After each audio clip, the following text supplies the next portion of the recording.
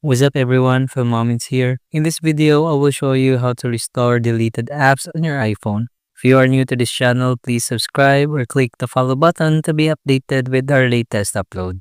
So I will cover two different ways on how you can go and do this. So let's say we have YouTube here. All we have to do is press and hold our finger on it and then press on remove app. And then let's say you click on remove from home screen. As you can see, it disappeared. And so to restore it back, all you need to do is keep swiping until you get into the app library. Now you can look for that app, example the YouTube app, and then press and hold on that app and drag it to your home screen. Now you can choose wherever you want it to be, so I'll go ahead and put it back in the first page. Now for example, if you completely deleted the app or you've uninstalled the app, all you need to do is go to the App Store and then search for that app, like example the YouTube app.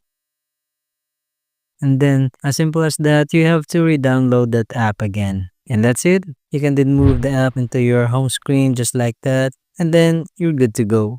So if you guys found this video helpful, please consider subscribing and liking the video for more useful videos like this. Until next time, peace out.